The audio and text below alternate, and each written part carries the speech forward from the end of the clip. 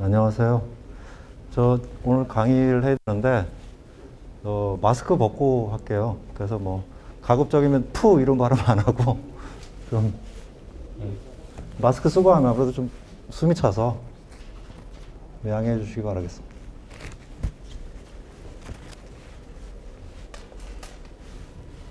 시작해도 될까요? 네.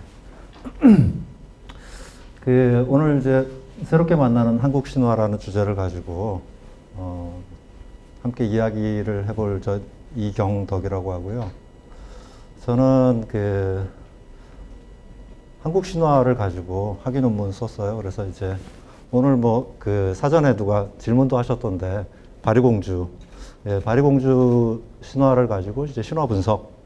그래서 이제 그것이 우리 사회라든지 시대라든지 우리 삶 이런 것들하고 이제 어떻게 관계가 되는지 이론적으로 죄송합니다.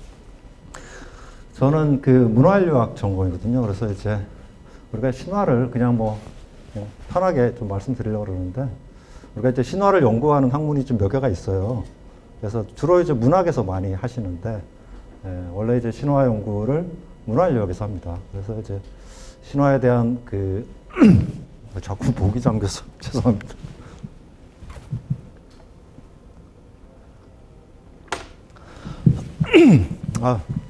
자꾸 마스크를 오래 쓰고 있어갖고 목이 좀 잠긴 모양이에요.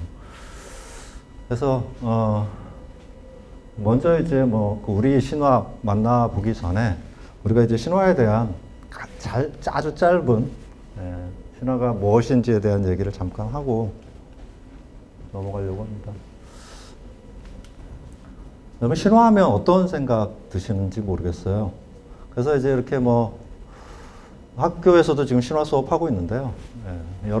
처음에 이제 신화 수업할 때 물어보면 몇 가지 얘기가 있어요. 그래서 좀 황당하지 않느냐, 아니면 신화가 거짓말이지 않느냐.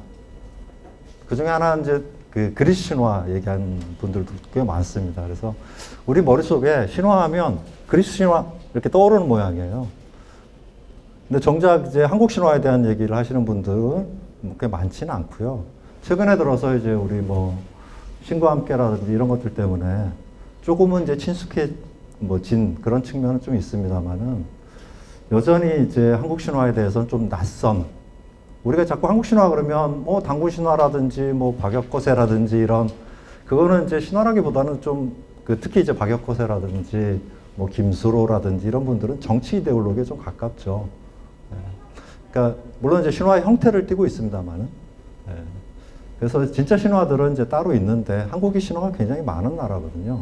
근데 우리가 이제 좀 관심도 없고 잘 모르거나 아니면 이제 우리가 지금 서구화되는 과정에서 한국 것들은 좀 낡은 이런 느낌도 좀 있고 우리의 이제 오래된 것들이니까 이제 그런 측면에서 그래서 오늘 이제 신화 얘기를 하면서 주로 이제 우리가 좀 우리 신화는 좀 낯서니까 좀 낯익은 외국 신화들 그래서 좀 비교를 해가면서 이 얘기를 하면 좀 더 이해하고 좀 받아들이기가 좀 쉽지 않을까 이런 생각이 들어서 오늘 좀 외국 신화 얘기들을 좀 많이 할 겁니다. 그래서 신화는 우리가 이제 기본적으로 인류의 역사 오랫동안 살아왔잖아요, 우리가.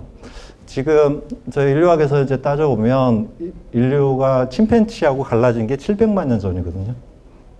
그래서 딱 물론 이제 그때 사람들을 지금의 사람하고 비교하면 좀 다릅니다만은 그래도 여하튼 이제 사람이라고 했을 때 700만 년 전에 침팬지랑 갈라지고 침팬지는 이제 보노보랑 갈라졌습니다.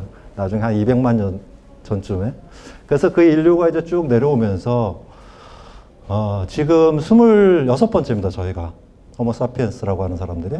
우리 앞에 네안데르탈인들이 있고 여러분 이제 좀 들어보셨겠지만 오스트랄로피테쿠스라든지 등등등 굉장히 많습니다. 그래서 26번째. 그리고 이제 앞으로 우리가 언제까지 또 호모사피엔스가 갈지는 모르겠어요. 그래서 이제 앞으로 이제 우리가 심장도 이식하고 기계로 바꾸고 몸도 이제 하면 기계인간 이렇게 될 수도 있을 거예요, 아마.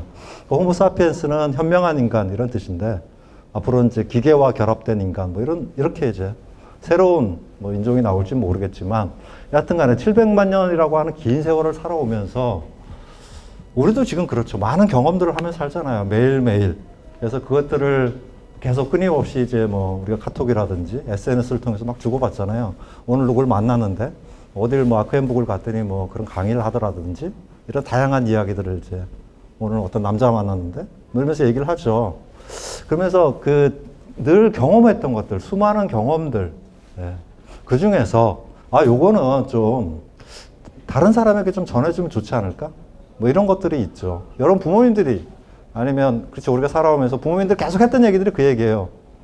야, 좀 이렇게 살아. 아니면 뭐 심지어는 야, 학과를 이런 학과를 가라든지 취업이 더 잘 된다든지 사는데 이것이 더 유리하다든지 너 그렇게 살면 안 되고 이렇게 사는 게 좋지 않아? 이 부모님들의 이런 어떤 그 잔소리랄까요? 이런 것들은 어디서 왔겠어요? 경험에서 오신 것들은. 자기가 경험을 해봤는데, 내가 경험을 해보니 이런 것들이 더 좋더라. 물론 이제 부모님들, 지금 그 흔히 이제 뭐 라떼세라고 부르는 부모님들이 경험하신 거하고 지금 세대하고 완전히 달라요. 그래서 지금의 이제 부모님들이 나름대로 이제 학교에서 이제 뭐 아이들하고 얘기를 하다 보면 많은 이야기를 하시는데 좀 이제 어긋나는 부분들이 있는 거죠. 사회가 너무 많이 변해서 그 경험치들이 좀 뭐랄까 서로 좀 어긋나는 부분이 있는데 그래서 많은 그런 이야기들을 많은 경험들을 이걸 어떻게 하면 후세에 전할 수 있을까. 그래서 신화는 옛날 이야기가 아니고요. 이야기는 하나의 수단으로서 그래서 무엇인가 예를 들어서 우리가 착하게 살자. 착하게 사는 것이 삶을 사는데 유리하더라. 멤버들을 만났을 때는 우리가 함께 하는 것들이 유리하더라. 근데 이런 것들을 모여봐. 그래갖고 착하게 사는 게 좋아. 뭐 애들한테 계속 얘기를 해봐야 도대체 무슨 말이래. 그럴 때 한 왕자가 있었는데 한 공주가 있었고 이야기가 시작되는 거예요. 그 이야기를 듣다 보면 착하게 사는 게 유리하구나. 그러니까 신화를 자꾸 이야기라고 자꾸 생각을 하시는, 그러니까 쉽게 얘기해서 신화를 이해하는데 첫 번째, 신화는 이야기가 아니다. 물론 이야기 형태를 가지고 있고요. 이야기 맞습니다만은 신화를 우리가 좀 더 정확하게 이해하기 위해서는 일단 이야기가 아니라는 생각을 하고 싶은 얘기가 있죠. 우리도 지금 뭐 나가서 우리가 많은 분들이 막 얘기하시잖아요. 주장하고 우리가 이데올로기도 있고 뭐 다양한 학교에서도 뭐 가르치잖아요. 하고 싶은 얘기가 있어요. 그 하고 싶은 얘기들을 이야기의 형태로 어떻게 사는 것이 더 유리한가. 자, 여기 그림은 이게 이제 노아의 대방주예요. 홍수가 났을 때는 어떻게 해요? 방법이 없습니다. 배를 만드는 수밖에 없습니다. 지금까지 나와 있는 방법 가운데. 홍수는, 이 대홍수는 하늘에서 비가 쏟아지는 게 아니에요. 우리가 빙하기 때, 기원전 8000년쯤 됩니다. 지금부터 한 10,000년 전쯤에 빙하기가 끝나면서 얼음들이 녹기 시작합니다. 대륙을 덮고 있던 두터운 얼음들이 다 녹아요. 지금도 남극, 북극 막 녹고 있잖아요. 그럼 어떻게 됩니까? 해수면이 상승하기 시작하죠. 지금도 10년쯤 지나면 지금 상태로 계속 10년쯤 지나서 북극의 빙하가 다 녹고 남극이 녹기 시작하면 한 6m 정도까지 올라온다고, 해수면이. 그렇게 되면 바닷가의 도시들이 다 잠깁니다. 우리가 알고 있는 부산부터 시작해서 뉴욕이라든지 많은 도시가 잠기게 돼요. 대홍수는 바로 그거예요. 그러니까 하늘에서 비가 쏟아지면 우산 켜들면 되죠. 간단한 방법입니다. 근데 밑에서부터 물이 차올라오면 방법이 없어요. 높은 곳으로 가는 수밖에 없습니다. 높은 곳으로 갔는데 계속 차올라옵니다. 프랑스에서 아주 독특한 화석이 하나 발견됐어요. 사람의 뼈하고 동물의 뼈가 서로 섞여 있어요. 대개 그런 경우가 없습니다. 그런가 하면 사람이 죽으면 어떻게 합니까? 매장을 하거나 화장을 하죠. 그래서 죽음이라고 하는 것들이, 물론 이제 코로나 시대에 우리가 좀 죽음이 자꾸 가벼워지고 있어요. 그건 뭐 뒤에서 이제 죽음에 대한 얘기도 좀 드릴 텐데, 우리가 죽음이라고 하는 건 우리 삶에서 마지막 굉장히 중요한 사건이기 때문에 이것을 매장을 하거나 그런 처리를 해요. 근데 동물의 뼈랑 섞여 있다라는 거는 굉장히 특이한 일이에요. 그래서 그 화석 분석을 해봤더니 빙하기 시대입니다. 그러니까 높은 곳으로 다 동물들을 끌고 올라갔어요. 근데 거기까지 물이 차올라오기 시작하는 거예요. 어떻게 해야 됩니까? 서로 부둥켜 안고 이렇게 죽은 거죠. 그래서 서로 뼈가 섞여 있는 거예요. 그래서 이 빙하기 때 대홍수는 세계 전 인류가 경험한 거예요. 우리의 경험이라는 게 개인적 경험이 있고, 우리가 지금 이제 코로나19 이거는 전 세계적 경험이죠. 인류가 다 같이 겪고 있는 경험이에요.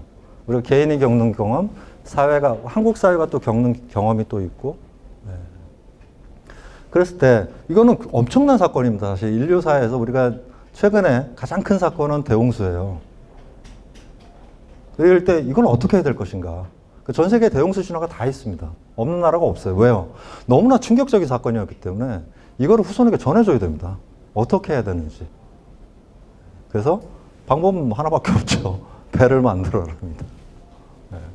그런데 그거를 나중에 비가 많이 오거든, 물이 차올라오거든, 배 만들어라 이러면 다 까먹죠. 그게 언제 그런 일이 벌어질지 알 수가 없잖아요. 근데 노아라든지 성경이라든지 아니면 우리 신화라든지 우리는 아직도 노아의 방주 얘기 알고 있잖아요. 그러니까 이야기의 힘이에요. 굉장히 오랫동안 지속됩니다. 이야기는 전달 능력이 굉장히 뛰어난. 그리고 이야기를 싫어하시는 분들이 없잖아요. 우리 드라마 계속 보시죠. 영화도 계속 보죠. 소설을 읽죠. 또 뭐 지금도 마찬가지고 예전에도 다 할아버지 얘기 좀 해주세요. 옛날 얘기하고 모이면 귀신 얘기도 하고 뭐 계속 우리도 지금 계속 이야기를 주고받고는 있는데 최근에 들어서 이제 이야기들은 뭐 미디어들이 좀 독점을 하고 있습니다, 사실은. 그러다 보니 우리들 사이의 이야기가 아니라 주어지는 이야기들을 좀 소비하는 뭐 그런 시대가 되고 있는데, 하여튼 자, 이거 잠깐 한번 읽어보시죠. 이상의 오감도입니다. 이상의 오감도는 너무나 유명한 시인데 무슨 얘기인지 알 수가 없어요. 제 1호는 한 아이가 있고 한 아이가 울고 있고 뭐 이렇게 시작되는 시고요. 두 번째입니다. 이거는 2호예요. 나의 아버지가 나의 곁에 좋을 적에 나는 나의 아버지가 되고. 이게 무슨 말입니까? 내가 왜 아버지가 되고? 네, 아버지가 어머니라고도 상관이 없고요. 부모님이라고 상관없습니다. 이게 일제시대 때 당시는 좀 가부장사회라서 아버지가 등장한 게 아닌가 이런 생각이 드는데, 나의 아버지의 아버지 노릇을 한꺼번에 하며 살아야 하는가. 자, 우리가 아까 700만 년 전부터 인류가 있었습니다. 거기서부터 한번 줄을 한번 세워보죠. 쫙. 우리가 예수님이 아니잖아요. 부모님이 계셨잖아요. 그래서 태어난 거잖아요. 누구나 다. 예. 그러면 쭉 쓰겠죠. 앞에 뭐 부모님은 상관없습니다. 이렇게 한 쌍에 쓰셔도 되고 쭉 쓰면 어마어마한 긴 줄이 되겠죠. 예. 그 길고 긴 줄을 자, 이렇게 서 있으면 우리는 어디 서 있습니까? 대개가 제일 마지막에 서 있죠. 자, 이렇게 뒤를 한번 돌면 어떻게 됩니까? 그 길고 긴 줄에 제일 앞에 여러분이 있는 거예요. 그들이 하고 싶었던 얘기들이 있어요. 우리가 살아오면서 어떻게 살아야 될 것인가. 우리가 과학적으로 얘기하면 그런 걸 뭐 유전자라고도 얘기할 수 있겠죠. 그들이 우리에게 유전자를 줬고, 또 하나 우리가 정신적으로, 심리적으로 이런 세계를 어떻게 이해할 것인지, 세계를 어떻게 살아갈 것인지, 이런 것들을 아주 초밀도 지파일로 만들어서 남겨놓은 것이 신화이기도 합니다. 그래서 신화는 이야기라기보다는 전하고 싶은 거예요. 여러분들이 무엇인가를 세계에 전하고 싶어요. 그러면 전달 수단이 여러 가지가 있죠. 지금 뭐 유튜브를 만들어서 내가 막 동영상으로 만들어도 되고요. 음악을 만들어서 노래를 해도 되고, 지금도 하고 있습니다. 계속. 신화는 이야기의 형태로. 그래서 이야기는 수단이고요. 그래서 이제 뭐 좀 시간이 그래서 빨리 진행을 하면, 그래서 이제 좀 아까 말씀드린 것처럼 낯익은 것을 통해서 좀 낯선 한국 신화를 좀 살펴보기 위해서 먼저 그리스 신화하고 좀 비교를 해볼까 싶어요. 그래서 한국 신화는 기본적으로 조화를 굉장히 중요하게 생각합니다. 그래서 함께 하는 것들. 근데 그리스는 좀 대립과 경쟁들이에요. 경쟁이 많습니다, 사실은. 대부분의 신화들이 서로 경쟁하고 싸우고, 뭐 트로이 전쟁부터 시작해서 끊임없이 갈등을 통해서 서로의 신화가 다르고, 아까 신화는 세계관이 담겨 있다고, 우리의 생각이 담겨 있고, 우리가 살아온 경험들이, 축적된 경험들이 우리 몸속에 있는 거거든요. 그래서 그걸 다르게 얘기하면 문화라고도 얘기를 해요. 그래서 한국 문화하고 서양 문화가 다른 거죠. 한국 문화에서도 일본 문화하고 한국 문화가 또 다릅니다. 아시아도. 중국도 좀 다르고. 그거는 왜? 우리가 살아온 환경이 서로 다르거든요. 일본은 섬이고, 우리는 반도고, 중국은 대륙이고. 그러니까 기후도 다르고요. 환경이 달라요. 여러분도 마찬가지잖아요. 우리가 흙수저로 태어났냐, 금수저로 태어났냐에 따라서 뭐 개인의 스토리가 달라지는 것처럼 다릅니다만은. 그래서 한국은 기본적으로 이 신화의 핵심이기도 합니다만 서로 대립되는 것들, 우리가 늘 대립되는 것들이 있어요. 무엇이 있죠? 뭐 밤과 낮도 있고요. 남자와 여자도 있고, 뭐 여러 가지 세상의 모든 것들을 다 대립적인 것으로 판단할 수 있어요. 높은 곳이 있으면 낮은 곳이 있고, 지배자가 있으면 피지배자가 있을 것이고, 근데 그 대립된 상태를 서로 마주보고 서로 싸우고 갈등하고 하는 쪽은 서양 쪽이에요. 그래서 우리가 그걸 이제 서양식 사고방식을 변증법적 사고라고 얘기를 하죠. 그래서 정반합 이런 식으로. 네. 근데 한국 신화는 좀 더 매개를 통해서 새로운 걸 만들어요. 서로 대립하고 서로 싸우기보다는 서로 손잡고. 네. 뭐 신화를 이제 읽어보시면 알겠지만 함께 새로운 걸 만들자. 우리끼리 싸우지 말고 새로운 곳을 향해 가자. 네. 그래서 뭐 간단하게 사례를 두 가지로 들어보려고 합니다. 인간 탄생에 관한 이야기인데 당군 신화가 있고 저쪽은 이제 프로메테우스. 인간을 만든 건 프로메테우스거든요. 그리스에서. 자, 그리스 얘기부터 해보죠. 프로메테우스는 인간을 만들고 인간에게 뭘 줬죠? 불을 줬죠. 불은 그냥 우리가 그냥 음식을 익혀 먹는 불이라든지 우리가 따뜻하게 해주는 불도 있지만 우리 뭐 만화라든지 이런 데서 할 때 머릿속에 전구 들어오잖아요. 예. 그거 이성과 계몽을 의미하기도 하거든요. 어두운 우리의 생각이 어둡고 컴컴한 것이 아니라 확 밝아지는 그렇구나. 예. 그래서 사람들에게 지혜를 준 거예요. 그랬더니 제우스가 그 꼴을 못 보는 거죠. 안 되겠다 이것들. 그래서 프로메테우스가 내게 벌을 주잖아요. 그래서 간을 쪼아 먹기는 프로메테우스는 신이기 때문에 죽지를 않아요. 그래서 간을 쪼아 먹히면 다음날 간이 또 새로 나와요. 매일 독수리가 와서 독수리는 제우스입니다만은 독수리가 계속 쪼아 먹습니다. 벌을 주는 거죠. 그래서 나중에 물론 이제 화해를 합니다. 프로메테우스만이 알고 있는 제우스의 약점이 있어요. 뭐 너무 긴 얘기라서. 그래서 그걸 알려주고 이제 풀려납니다. 프로메테우스는. 그러고 나서 제우스는 안 되겠다. 그래서 대홍수를 일으키는 거예요. 그리스 신화에서 대홍수는 이것 때문에 발생합니다. 그래서 프로메테우스의 아들 데우칼리온하고 그 제우스가 이제 세상을 멸망시키기 위해서 보낸 판도라라고 있죠. 판도라의 상자. 판도라의 딸이 있습니다. 피라라고 하는 딸이 있는데 대홍수에서 둘이 살아남습니다. 그 신화 속에서는. 그래서 둘이 결혼을 해서 아이를 낳아요. 그 아이가 헬렌이라고 하는 아이고 헬레니즘이라는 말 들어보셨죠? 그래서 헬레니즘이란 말은 헬렌은 이름만 들으면 여성일 것 같지만 여성이 아니고 남자예요. 우리나라의 단군하고 같은 사람. 그래서 그리스의 조상이에요. 그래서 데오칼리온과 피라 사이에서 태어난 헬렌. 그래서 헬렌의 생각, 헬렌의 정신 이런 걸 우리가 헬레니즘이라고 부르는 거예요. 그래서 서양 문명의 한 축이죠. 그래서 헬레니즘은 나중에 지금 이제 과학이라든지 철학이라든지 그래서 근대를 대표하는 하나의 이제 시대 정신이라고 할 수 있습니다. 그래서 제우스와 프로메테우스의 갈등 속에서 사실은 이렇게 해서 만들어진 것들이고요. 당군 신화는 어떻습니까? 당군 신화는 환웅이 하늘에서 내려오죠. 뭐 우주인도 아닌데 하늘이라고 하는 것은 한국에서 동아시아에서 하늘의 방위는 북쪽입니다. 그래서 왕도 북쪽에 앉아요. 근정전 가보시면 경복궁이나 이런데 왕은 북쪽에서 앉아 있습니다. 신하들이 남쪽에 앉죠. 북쪽이 상석이에요. 높은 곳입니다. 그래서 하늘의 방위는 북쪽입니다. 그러니까 당군의 환웅의 무리는 어디서 왔다고요? 북쪽에서 내려온 거예요. 그러니까 그렇게 우리가 외계인의 후손도 아닌데 어떻게 하늘 그냥 내려옵니까? 3,000명이. 신화를 상식적으로 생각하시면 됩니다. 21세기의 상식으로.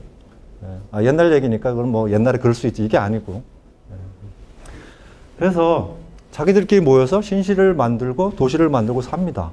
근데 지나가던 곰과 호랑이가 아시는 것처럼 저기도 사람 되면 안 될까요? 여기에 시민이 되면 안 될까요? 좋습니다. 싸우지 않아요. 어딜 그리고 꺼져 이러지 않고 좋다. 다만 그죠? 시민이 되기 위해서는 누가 그 질문을 하셔서 쑥과 마늘을 먹고 동굴에서 일정한 정도 시간을 지나야 사람이 될 수 있다 하죠. 뭐 쑥과 마늘은 어렵다는 얘기죠. 사실은 굉장히 맵고 그렇잖아요. 그걸 상징하는 거예요. 여러분이 예를 들어서 어느 다른 곳으로 이민을 갑니다. 그죠? 거기에 살아야 돼요. 일단 말도 배워야 되고 거기에 풍습도 배워야 되고 먹을 것도 익혀야 되고 쉬운 일이 아니에요. 그 얘기죠. 사실은 시민이 되기 위해서 애를 써야 돼요. 그래서 어두운 곳은 뭘 의미하겠어요? 자궁입니다. 판도라의 상자? 당시엔 상자가 없었고 항아리겠죠. 당시 무슨 상자가 있겠어요? 항아리입니다. 항아리도 마찬가지죠. 우리 장독대에서 된장이 익어가고 간장이 익어갑니다. 익어가는 거예요. 자궁에서 아이가 성장하는 거고요. 동굴 속에서 사람이 성장해가서 시민이 되는 거죠. 근데 너무 힘들어요. 그래서 호랑이는 가버리고요. 그렇죠? 곰이 사람이 됐잖아요. 그래서 곰은 사람이 됐고 웅녀가 됐고 웅녀는 환웅이랑 결혼해서 아이를 낳고 그래서 단군이 태어났고 단군은 우리의 조상이 되고 세상에서 세계 각지에서 인간 탄생 신화는 많습니다. 인간이 어떻게 만들어졌는가. 대개가 신들이 자기가 하기 싫은 일들 시키려고 노예로 노동자로 만듭니다. 근데 한국 신화처럼 이렇게 모든 것들을 다 모아서 환웅과 그 웅녀가 결혼하는 장면 한번 생각해 보세요. 동물을 대표하는 웅녀와 그렇죠. 신단수 앞에서 큰 우주나무입니다. 나무 앞에서 하늘과 땅이 다 모여서 서로 축복하죠. 함께 하는 거예요. 서로 갈등하고 싸워서 세상을 만들어가는 것이 아니라 함께 하면서. 자, 그래서 신과 인간의 관계도 마찬가지입니다. 그래서 한국 신화는 아까 말씀드린 것처럼 신들은 어떻게 조화롭게 만들 것인가, 세상을. 사람들끼리 서로 싸우지 않게 어떻게 조화롭게 만들 것인가. 그 역할을 해요. 그래서 뒤에서 서포트를 합니다. 신이 앞에서 나와서 신이 이렇게 하라 저렇게 하라든지 끌고 나가지 않아요. 그래서 뒤에서 지지하고 상호작 서로 주고받고. 그래서 우리는 뭐 조상신이란 말이 있죠. 우리는 여러분이 세상을 떠나면 조상신이 됩니다. 우리가 귀신이라는 말이 있죠. 귀신. 귀신은 원래 귀점 신이에요. 귀와 신이 다른 거예요. 그러니까 요새식으로 하면 뭐 좀 이제 좀 시대가 달라졌기 때문에 귀는 쉽게 얘기해서 제사법을 얻어먹지 못하면 귀가 됩니다. 잊혀진 자, 잊혀진 죽은 자가 바로 귀예요. 그렇기 때문에 뭔가 원한도 있고 나를 아무도 기억하지 않아요. 신은 나를 기억하는 사람이 있으면 신이 되는 거예요. 죽은 자가. 그게 조상신이죠. 그래서 조상신이 어떻게 했어요? 후손들이 저것들이 잘못돼야 되는데 이렇게 생각하겠습니까? 아니죠. 후손들이 잘 돼야 계속 나를 기억할 거 아닙니까? 그래서 뒤에서 늘 도와주는 거예요. 기본적으로 한국 사람들 생각입니다, 이게. 그래서 우리 로또도 마찬가지입니다. 로또 된 사람들이 꾼 꿈 중에 1위는 조상 꿈이에요. 아버지가 갑자기 꿈에 나타나는지 이러면 복권 사세요. 로또 사시면 됩니다. 나를 도와주기 위해서. 우리의 신들은 우리를 돕기 위해서 와요. 근데 서양은 어떻습니까? 저승에서 오는 것들은 사람을 해치러 오죠. 우리 서양의 그 헐리우드 영화의 B급 영화들이 전부 그런 얘기들 아닙니까? 와서 싸우고, 기본적으로. 그리스 신화는 아까 말씀드린 대로 갈등의 주역들이에요. 신들이 나쁜 짓 다 합니다. 그리스 신화 잘 생각해 보세요. 신들이 다 알려줘요. 어떻게 하면 살인을 하고, 사람 죽이는 것도 신들이고요. 강간하고, 심지어 근친살인, 근친살해, 이런 걸 다 알려줍니다. 자기들이 저질러요. 그리스 신화는 쉽게 얘기해서 신들이, 인간들이 한편으로는 그런 측면이 있습니다. 인간들이 궁금해요. 저것들은 죽잖아요. 그리스 신화에서 신과 인간은 딱 하나밖에 차이가 안 납니다. 안 죽냐, 죽느냐, 안 죽냐예요. 신들은 죽지 않습니다. 시간이라는 개념이 없어요. 그러니까 우리가 이 순간에 저걸 하지 않으면 안 되는, 우리 그런 거 있죠. 지금 지나면 안 옵니다. 다시는 안 오죠. 여러분이 뭐 연세가 어떨지 모르지만 지금의 인간은 다시는 안 돌아옵니다. 신은 그게 없는 거예요. 그러니까 좀 지루하기도 하죠. 그래서 그 순간이 주는, 지금 이 순간이 아니면 할 수 없는 것들. 이게 너무 궁금해서 사실은 변신 이야기는 그 얘기인데, 그래서 인간의 모습을 하고 인간 세계로 내려와갖고 뭐 여러 가지 이제 이런 일을 벌이는 게 이제 그리스 신화입니다만은, 심지어는 아르테미스는 사냥의 여신입니다. 악타이온이라고 하는 사람이 있어요. 사냥을 하러 왔다가 사냥개들하고 자기 전혀 의도하지 않게 아르테미스의 벌거벗은 몸을 봅니다. 훔쳐서 본 것도 아니고요. 지나가다가 본 거예요. 마주친 거예요. 단지 그 이유만으로 물을 뿌려서 사슴으로 변신을 시켜버려요. 그래서 악타이온은 어떻게 해요? 자기 사냥개한테 물려 죽습니다. 얼마나 잔혹해요. 심지어 사냥의 신인데 아르테미스는. 신과 인과가 이렇습니다.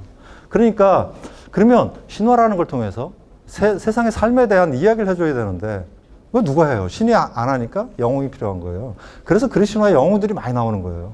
신과 인간들 사이에서 태어난 사람들. 이들이 영웅입니다. 그들이 지금식으로 따지면 롤모델이죠. 우리 뭐 자기계발서에 등장하는 사람들. 그러니까 신은 자기 그 역할을 할 수가 없어요. 우리의 신들은 뒤에서 도와주고 스스로가 영웅이 될 수 있도록, 스스로가 자기 삶의 이야기를 만들어가고 자기 삶의 어떤 영웅이 될 수 있도록 뒤에서 도와주는 역할을 하고, 서양 신들은 그게 아니라 자기들이 못하니까 영웅들을 등장시켜요. 영웅들은 앞에서 끌고 가는 거죠. 좀 더 일방적이고. 우리가 지금 미디어가 바뀌었습니다. 우리가 예전에 신문, 뭐 방송, 뉴스 이런 것들은 어떻습니까? 그냥 일방적으로 전해주는 거잖아요. 9시 뉴스가 시작됐습니다. 막 내가 원하거나 원하지 않거나 뉴스를 막 일방적으로 정해주는.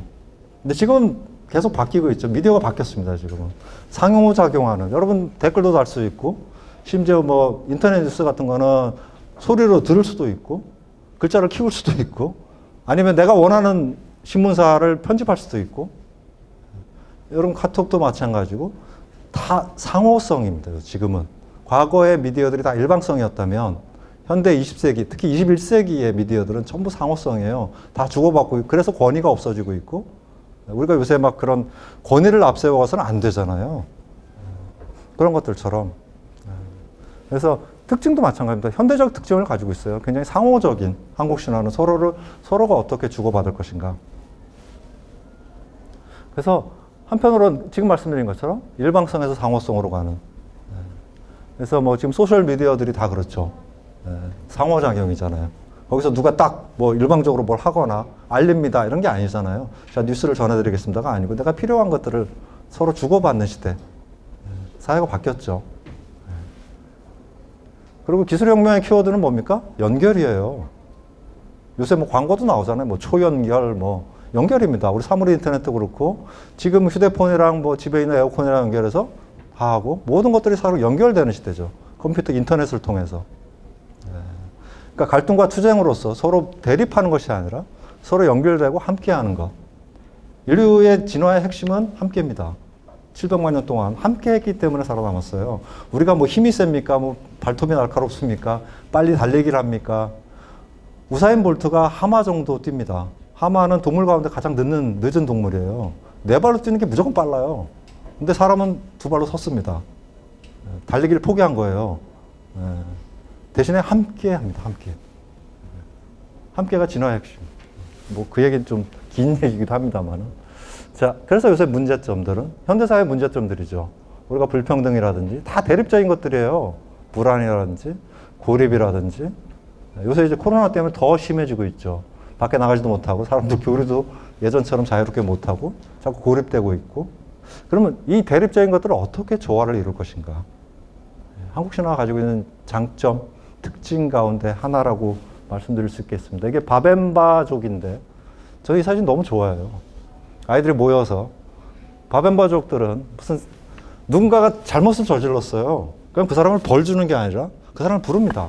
다 모아놓고 그 얘기를 해요. 이 사람이 얼마나 좋은 사람인가에 대한 얘기를 합니다. 그러니까 잘못을 했는데 그 사람을 모아놓고 우리가 인민재판을 한다고 쳐. 재판하는 과정이에요.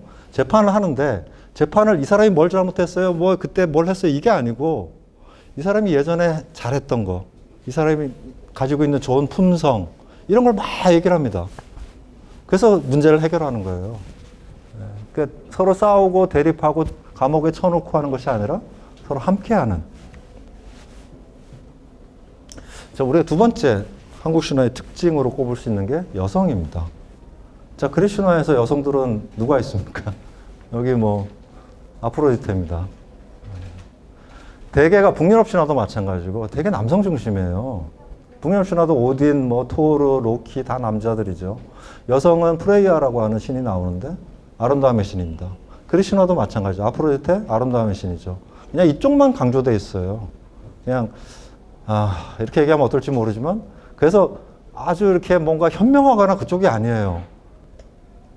좀 예쁘기만 한 뭐 이런 느낌으로 그런 에피소드들이 많죠. 실제로. 그리고 보조적인 수단으로 등장을 해요. 자, 아프로디테는 원래 그리스의 신이 아니에요. 원래는 아닌데 소아시아에서 건너온 신이 두 명 있습니다. 그 그리스 신화의 12신 가운데 디오니소스하고 아프로디테예요. 다른 나라의 어떤 그런 신들을 보니까 여성이 있어요. 특히 대지의 여신이라든지. 여신이 중요한 거죠. 그래서 끌어들인 거예요. 아프로디테를. 그건 그리스도교도 마찬가지인데 교회 다니시는 분도 계실지 모르지만 마리아, 특히 이제 천주교에서 요새 마리아 숭배 많이 하죠. 마리아도 마찬가지입니다.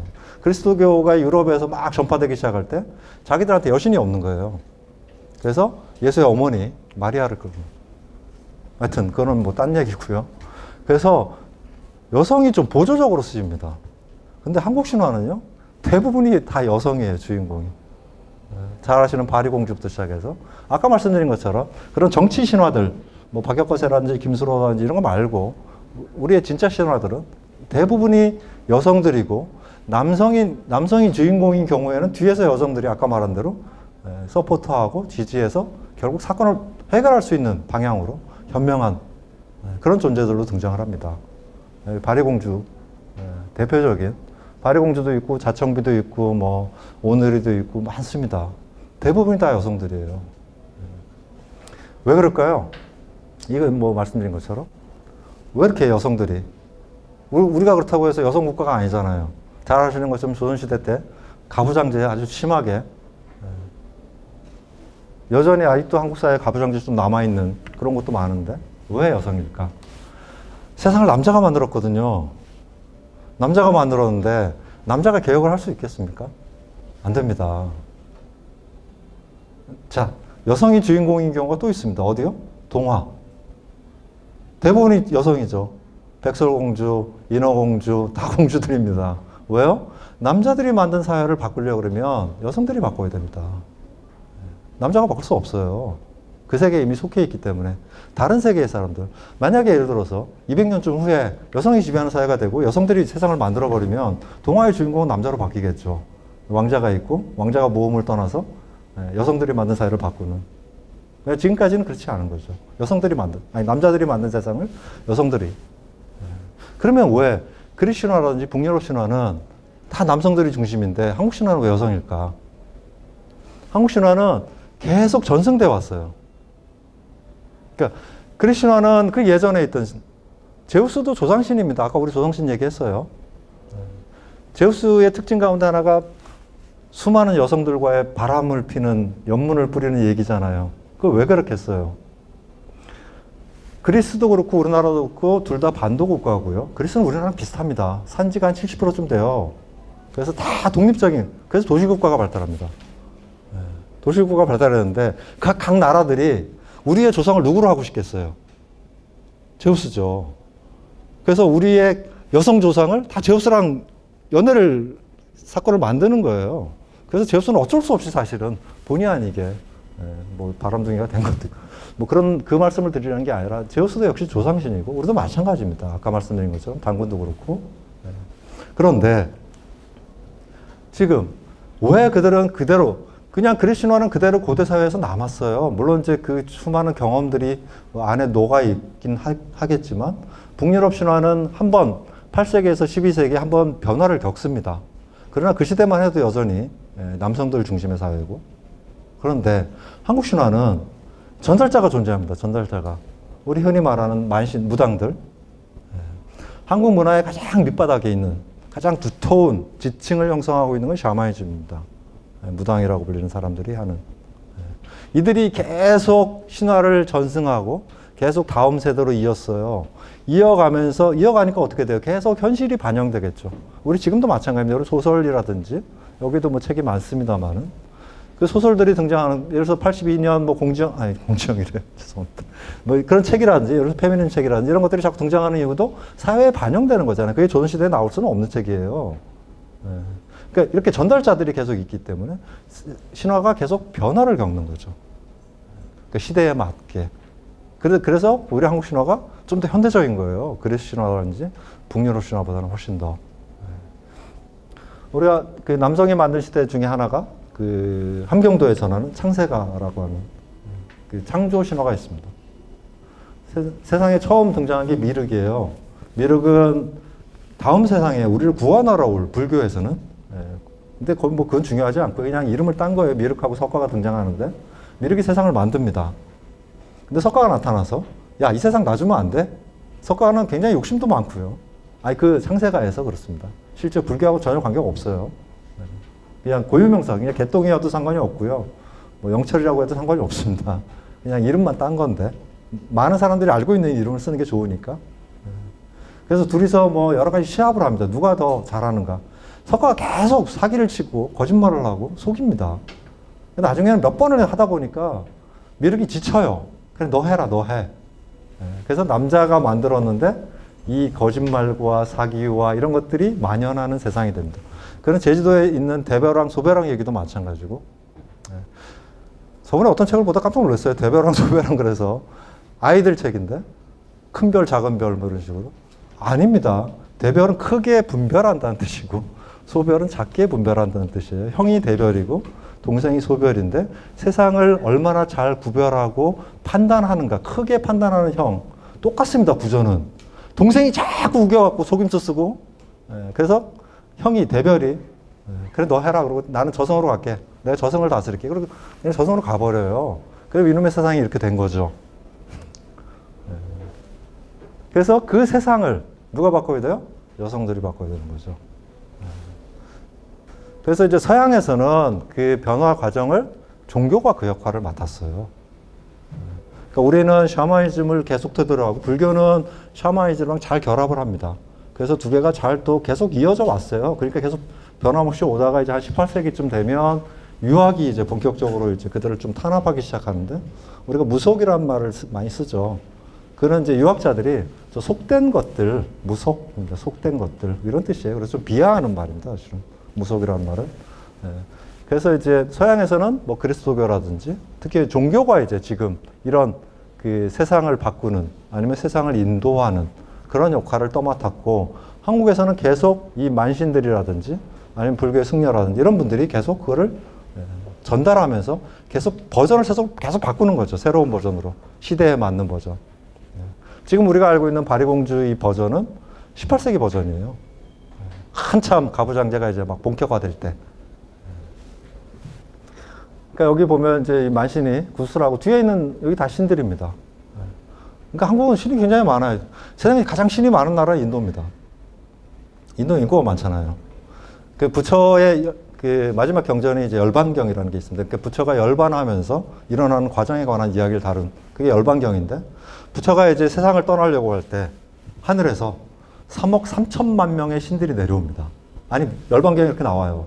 당시에 아마 인도 인구가 3억 3천이 안 됐을 거예요. 신들이 그렇게 많은 거죠. 모든 게 다 신인 거예요. 세상은 다. 우리가 신들과 함께 살고 있는 거죠. 아까 말씀 돌아가신 뭐 조상신도 신이고 돌도 신이 있고 나무에도 신이 있고 우리 그렇게 생각하며 살아오던 시절이 있었죠. 예전에. 여튼 그렇습니다. 그래서 여성이 그래서 현대화 여성이죠. 지금 여성의 시대잖아요. 뭐 제 여성들에게 아부하기 위해서 이런 얘기를 하는 게 아니라요. 실제로 그렇습니다. 우리가 시대적 구분을 따지면 우리가 이제 흔히 쉽게 생각해서 낮과 밤이라는 게 있잖아요. 그렇죠? 하루를 둘로 나누면 낮과 밤인데 낮의 시대는 좀 남성의 시대고 밤의 시대는 여성의 시대라고 할 때 남성의 시대는 고대와 근대예요. 지금까지 중세는 여성의 시대입니다. 굉장히 문화가 발달합니다. 중세는 암흑기가 아니에요. 중세를 암흑기라고 부르는 거는 근대 남성들이 부르는 거예요. 굉장히 문화가 뛰어납니다. 우리도 고려가 가장 문화가 뛰어나요. 아직도 고려 청자 못 만들어요. 옷도 화려하게 오방색들 입고 다녔어요.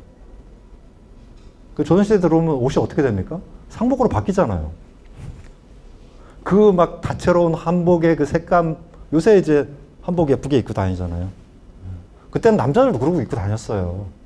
조선 초기에 보면 과거 시험 보는데 남자들이 전부 귀걸이하고 막 이러고 옵니다. 그래서 그 문 앞에서 우리 요새 체온 재는 것처럼 전부 귀걸이 빼라 그러고 적어도 시험 보는데 좀 그리고 고려시대 요새 보면 뭐 아버지 성하고 엄마 성 같이 쓰는 사람들이 있죠. 김조광수라든지 고려도 그렇게 썼어요. 우리 엄마 쪽이 좀 세요. 그러면 엄마 성도 갖다 씁니다. 그러니까 고려시대가 굉장히 자유롭고 문화가 굉장히 발달한 시대예요. 우리의 중세입니다만.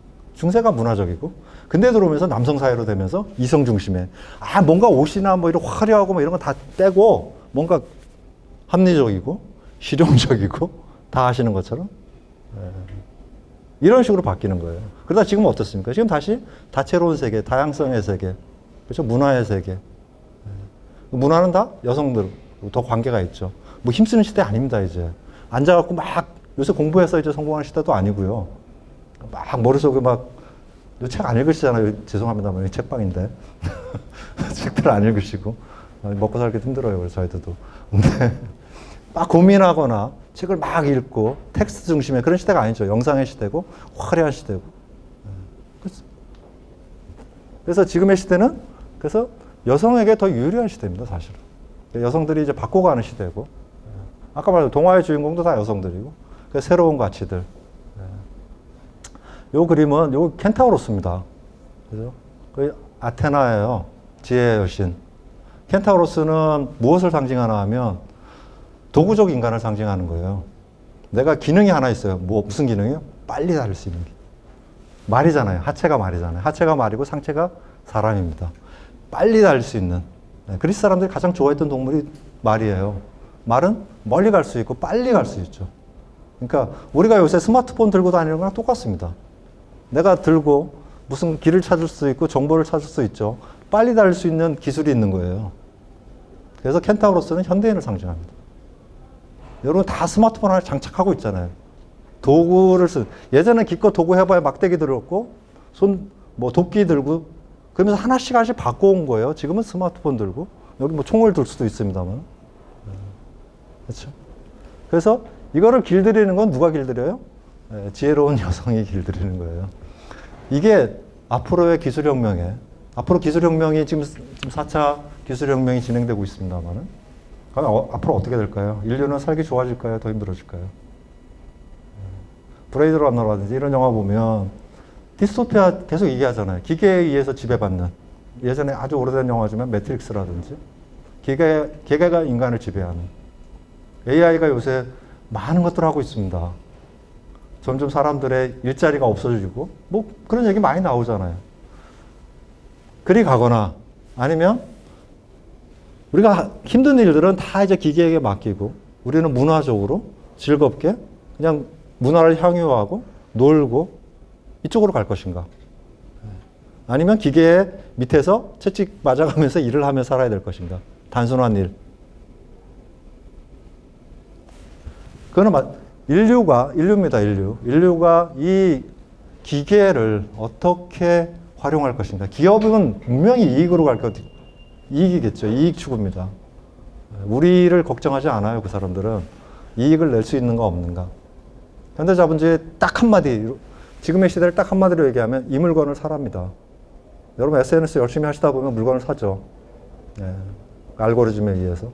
드라마 열심히 보고 나면 귀걸이 예뻐도 귀걸이 사고 코트 사고 드라마를 본 건지 광고를 본 건지 정확하게 얘기하면 광고예요. 요새 드라마는. PPL이 얼마나 많은지 모릅니다. 요새는 막 얘기를 하잖아요. 이 홍삼을 먹으면 막 이렇게 하면서. 예전에는 그냥 홍삼만 보여줬어요. 이게 광고였는데 요새는 설명도 하죠. 드라마 왜 이렇게 재벌 2세들이 많이 나옵니까? 광고주들이기 때문입니다. 여러분들을 위한 게 아니에요. 물건을 팔기 위한 것들이 많습니다, 사실은.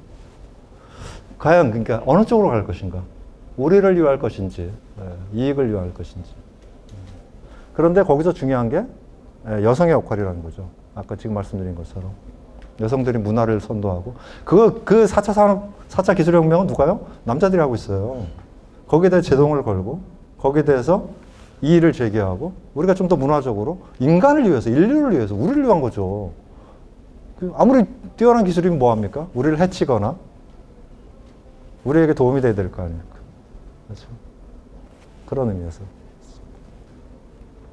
자, 세 번째가 이제 버려진 것과 버려진 것에서의 귀환이라고 하는 한국 신화의 굉장히 특징적인 그런 것. 이 그림은 잘 아시는 것처럼 성경에 나오는 탕하의 이야기입니다. 다 아시죠? 그 부자가 살았습니다. 아들이 둘 있어요. 그래서 장남은 근면하고 성실하게 일을 하고 있고요. 동생이 어느 날 막대한 재산을 훔쳐서 도망갔죠. 튑니다. 그래서 도회지로 놀러 돈을 다 쓰죠. 막 탕진하고 막 술 먹고 다 탕진하고 난 다음에 나중에는 돼지치기를 해요. 돼지를 키우는 유대인이죠. 성경이니까. 유대인들이 가장 싫어하는 게 뭡니까? 돼지고기 싫어합니다. 돼지를 친다라는 건 가장 비천한 직업이라는 얘기예요. 그러다가 어느 날 집으로 돌아오죠. 그러니까 형은 뭐예요? 형은 그 사이에 열심히 일해서 재산을 늘렸습니다. 그런데 아버지가 이 못된 탕아가 집에 온다 그러니까 버선발로 뛰어나가서 맞이합니다. 그 형은 화가 나는 거예요. 나는 지금까지 아버지 말 잘 들어가면서 열심히 일하고 돈 벌고 했는데 왜 저놈 새끼는 나가고 돈 다 쓰고 탕진하고 왔는데 저놈을 왜? 아버지가 그러죠. 우리 아들이 돌아왔으니 잔치를 열자. 소를 잡아라. 아니, 나를 위해서 소를 잡아본 적이 없는데. 형이 막 화를 내죠.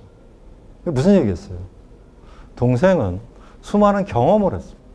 세상을 다니면서 가만히 앉아서 있던 사람이 아니고 여러 가지 것들을, 실패를 많이 하고 충분한 경험적 자산을 가지고 있는 거예요. 돈으로 바꾼 거죠. 사실 요새 좀 저는 코로나 때문에 좀 20대들 좀 안타까운 것들이 그런 것들이죠. 많은 경험들을 하면서 많이 부딪히고 그 자산을 좀 축적을 하셔야 되는데 돈 몇 푼 통장 만들어 봐야 소용없어요. 그건 금방 통장 되죠. 경험이라고 하는 자산들을 많이 축적하시면 좋은데 지금 많이 다니지도 못하고 아무래도 제약이 있어서 탕하 이야기는 그 얘기입니다. 그리고 아버지가 현명하신 거죠. 자, 문제는 이제 이 떠난 자와 이 사람은 떠난 사람입니다. 탕하는. 신화는 기본적으로 버려져요. 잘 아시는 바리공주가 버려졌고요. 바리공주라고 하는 말은 바리대기. 바리다는 버리다라는 거예요. 버리다의 옛말이죠. 대기는 우리 부엌대기 뭐 할 때 천한 것. 버려진 천한 것이 바로 바리대기입니다. 그래서 가장 비참한 공주에서 바리대기가 돼요. 우리가 이제 전쟁이 인류가 뭐 산업혁명 이후에 막 엄청나게 잘 살게 됐죠. 그래서 막 그러고 나서 이제 우리가 신을 버리기 시작합니다. 아, 인간이야말로 진짜 우리가 얼마나 훌륭한 존재인데 우리가 더 이상 이제 신에 의지할 필요도 없을 것 같아. 그래서 자기네끼리 막 인간이 그게 19세기 말 거의 이제 끝점에 가죠. 우리가 뭐든지 할 수 있을 것 같고 다인의 막 창조론부터 해서 다 나오면서 창조론이 아니죠. 진화론이죠. 예. 그 인간이 다 할 수 있을 것 같은. 그러고 나서 뭐 합니까? 자기들끼리 싸워요. 1차 대전, 2차 대전이 벌어집니다. 아, 인간이란 과연 무엇인가? 그러니 신을 잃었어요. 우리는 그러면 무엇을 기준으로 살아야 되는가? 앞으로 어떻게 살아야 되는가? 그때 등장한 게 바로 실존 철학이죠. 우리가 어떻게 살 것인가? 실제로 산다라고 하는 것, 실제로 존재한다라고 하는 것은 과연 무엇인가? 우리는 버려진 존재라는 거죠. 던져진 존재라는, 버려진 존재, 이렇게 씁니다. 그래서 뭐, 보르펜, 독일어 말 쓰면 그렇게 되는데, 버려진 존재. 어머니의 자궁으로부터 버려졌고, 세상으로 내던져졌고, 학교를 졸업했더니, 나가! 세상으로 막 던집니다. 이거 어떡하지? 실존 철학에서 그 얘기 하죠. 그럼 내가 던지고 가야지 뭐. 이미 던져졌으니까 그걸 앉아갖고 슬퍼하거나, 불안해봐야 소용이 없고, 내가 스스로 던져라. 뭐 이제 이런, 하는데, 뭐 그건 좀 철학의 문제고요. 과연 버려진다라는 건, 버려져야 사실은 우리가 무엇을 시작할 수 있습니다. 요새는 이제 부모님들이 자꾸 쫓아내긴 하죠. 쫓아내시긴 하는데, 요새는 쫓아내면 안 돼요. 집값이 너무 비싸요. 사실은 이제 쫓아낸다라는 것. 그럼 떠나게 되죠. 떠나게 되면 체험을 하게 됩니다. 아까 말한 삶의 자산들이 축적이 되는 건데, 이 떠남에 관한, 떠나고, 그리고 다시 돌아오죠. 귀환. 이 과정에서, 외국 신화들하고 한국 신화가 좀 차이가 나요. 서양의 경우는 여러분 다 아시는 오이디푸스. 어릴 때 태어나자마자 이 아이는, 그죠? 아버지 죽일 거야. 그때 당시만 해도 신탁이 다 맞습니다. 신탁이 틀리지 않아요. 예전에는 점치면, 고대사회에서 점치면 다 맞습니다. 왜요? 우리가 주사위 6을 던질 수 있습니다. 6분의 1이잖아요. 6을 던질 수 있어요. 어떻게 해요? 6 나올 때까지 던지면 됩니다. 6 나오면 끝나요. 봐, 6 나왔잖아요. 신탁도 마찬가지입니다. 점도 마찬가지예요. 옛날 점은 내가 원하는 점괘 나올 때까지 계속 점을 칩니다. 인디언 기우제라 그러잖아요. 비 올 때까지 계속 기우제 지내면 비 와요. 비 올 때까지 계속 지내면 되죠. 뭐. 언젠간 비가 오겠죠, 지가. 그래서 신탁은 다 맞습니다, 원래. 그러니까 아버지 입장에서는 나를 죽인다는데 얘를 내가 키울 수가 없잖아요. 그래서 갖다 버렸잖아요, 오이디푸스를. 사실 버려라가 아니라 죽여라였는데, 그 명령을 받은 부하가 차마 애를 어떻게 죽여요, 갓 태어난 애를. 그래서 다른 나라의 왕으로 갖다 줬죠. 그러고 나서 어떻게 합니까? 오이디푸스가 돌아오죠. 돌아와서 아버지 죽이죠. 어머니랑 결혼하죠. 이게 오이디푸스입니다. 자기가 아버지를 죽이고 어머니와 결혼했다는 사실을 알고 눈을 뽑습니다. 나는 세상을 볼 자격이 없다. 눈을 뽑고 안티고네예요. 안티고네는 어머니 쪽으로 보면 자기 여동생이고요. 아버지 쪽으로 보면 자기가 아버지죠. 부계로 보면 자기가 아버지고요. 엄마로 보면 엄마의 같은 배에서 태어난 애죠. 그래서 자기 딸이면서 누이 동생인 안티고네를 눈 삼아서 떠돌아다닙니다. 이 세상이라고 과연 무엇인가? 인간이라고 과연 무엇인가? 고민하면서. 돌아온 자들이 복수합니다. 모세도 돌아와요. 모세는 다행히 그래도 유대인들을 이집트에서 출애굽을 시키죠. 엑소더스를 시킵니다마는 본인은 구원받지 못해요. 본인은 여리고성에 못 들어갑니다. 서양적 관념은 그래요. 긴 얘기니까 빼고요. 아이고. 한국 신화는 그렇지 않습니다. 돌아오면 뭔가 새로운 것들이 생겨나요. 자, 바리공주 벌어졌습니다. 그래서 나중에 이제 부모가 불치병에 걸리고 우리가 불치병에 걸린 게 우리 딸을 버렸기 때문이다. 그래서 딸을 찾습니다. 찾아요. 그래서 바리공주가 돌아왔을 때 공주가 됐는데 부모님이 불치병에 걸렸대. 이걸 어떻게 치료합니까? 그랬더니 서천서역국으로 가야 된다는 거예요. 서천서역국은 저승입니다. 죽은 자의 나라예요. 그럼 제가 갈게요. 나머지 여섯 공주가 있습니다. 위에. 언니들이 6명이나 있는데 아무도 안 가요. 당연하죠. 저라도 안 가겠나요? 지금까지 내가 공주로 태어나가지고 공주처럼 평온하게 잘 살다가 그냥 부모님 돌아가시면 재산 물려받아서 또 잘 살면 됩니다. 뭐하러 가겠습니까? 바리공주는 버려진 공주예요. 돌아왔는데 부모가 그러고 근데 자기가 간다고 얘기를 합니다. 부모가 말려요. 그러지 마라. 지금까지 힘들게 살았으니까 호강하며 살아라. 우리가 죽을 날이 얼마 안 남았지만 아닙니다. 제가 이제 부모를 자기가 버려요. 버림입니다. 버려진 자가 버리는 거예요. 그리고 돌아와서 부모를 구합니다. 이 불치병이라고 하는 것은 아버지가 오구대왕입니다. 오구대왕과 무당이 바리공주 그 무가를 읽기 시작하면 한 5시간쯤 걸립니다. 전체 완판하면. 굉장히 긴 얘기예요. 짧게 얘기해드리면. 하여튼 결혼을 했는데 애를 낳는데 전부 딸을 낳습니다. 딸. 처음에 딸은 예쁘지. 그래서 막 궁전도 져주고 합니다. 둘째 예쁘지. 여섯째 또 딸. 7번째가 또 임신이 됐어요. 요번에는 아들이겠지. 오구대왕은 왜요? 아들을 낳아야 왕위를 물려준다라고 하는 끌거 아닙니까? 그 생각을 하고 있어요. 그래서 아들을 낳아야 되는 거예요. 그런데 7번째 딸이 태어났는데 애가 태어났는데 딸입니다. 화가 난 거예요. 전혀 갖다 버려라 이렇게. 그래서 버려진 거예요. 오구대왕은 병을 앓고 있는 거죠. 무슨 병이요? 아들이 왕이 돼야 된다는 이 불치병을 앓고 있는 거예요. 가부장제의 불치병입니다. 그렇죠? 바리공주가 저승에서 약을 가져옵니다. 그리고 부모를 살려내요. 그때 오구대왕이 뭐라 그러냐면 네가 원하는 걸 다 주겠다. 나라를 달래면 나라를 주고 돈을 달래면 돈을 주고. 아버지가 병에서 나았다라는 건 바로 그 얘기입니다. 사실. 아들이 왕이 된다는 게 아니에요. 네가 원하면 네가 나라를 가져. 이제 필요 없어. 아들이고 딸이고 그 구별, 차별 여기서 벗어난 거예요. 그 병이 치유된 거예요. 실제로 우리가 신화는 물리적인 세계만 얘기하는 게 아니라 은유적인 세계를 얘기하는 거예요. 병에 걸렸다라고 하는 것. 우리도 많은 사람들이 병에 걸려 있어요. 실제로 물리적인 병도 있죠. 신체적인 병도 있지만 정신적인 병들도 있고 대표적인 게 편견. 그렇죠. 예를 들어서 우리가 요새 동성애자라든지 아니면 피부 색깔이라든지 남녀라든지 남녀는 요새 좀 많이 그래도 좀 개선됐어요. 아직도 멀었습니다만 우리나라가 아직 남녀의 그 월급 비율이 70%가 안 됩니다.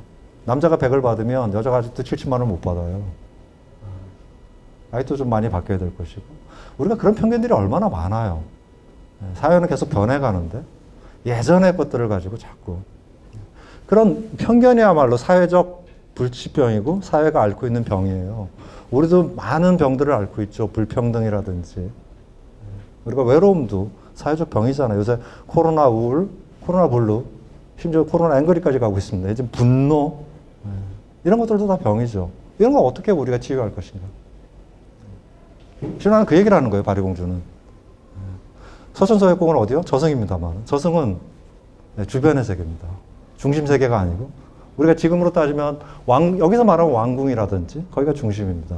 우리 지금 정치 여의도에서 맨날 엉뚱한 집 갖고 싸우고 있습니다. 지금 코로나 이 모양이고 세상이 지금 다 이렇게 돼가고 있는데 자기네가 앉아갖고 뭐 도대체 라임, 뭐 옵티머스 얼마를 받았는지 누가 받았는지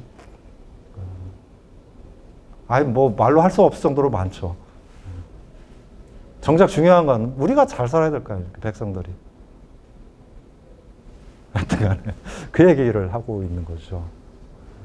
그래서 뭐 바리공주 얘기 돌아올 때마다 그래서 마찬가지입니다. 나라를 줄까 돈을 줄까 그랬더니 아 실소 나는 내가 저승을 가다 보니까 사람이 죽었는데 저승을 좀 편하게 못 가고 고생하고 못 찾고 내가 그들을 인도하는 사람들 난 다시 버리는 거예요. 또 우리가 무엇인가를 성취하고 나면 그걸로 계속 먹고 살려고 하는 경향들이 생겨요. 기술 하나 배워서 계속 이게 아니라 계속 버리고 가야 인생이 계속 성장해 가는 거죠. 근데 무슨 뭐 학위 하나 받았고 내가 무슨 부장 됐고 해서 그냥 거기서 뭉개가지고 그러니까 이제 그렇게 되면 어떻게 돼요? 그게 병이 되거나 편견이 되거나 그게 악마가 되거나 이렇게 되는 거죠. 퇴치돼야 되는. 계속 스스로 변해가야 되는. 현대사회는 특히 그렇습니다. 끊임없이 변해가야 되는. 왜 사회가 계속 변하기 때문에. 가치도 계속 변화하고 있고. 그러니까 그걸 안 받아들이는 사람은 뭐라 그래요? 그래서 꼰대라 그러고. 라떼는 말이지. 라떼가 뭐가 중요합니까, 지금? 현재가 중요한 거죠. 자꾸 옛날 걸 들고 와가지고 이렇게 살아라고. 우리 때는 안 그래도 아니 그러시든지. 그렇잖아요.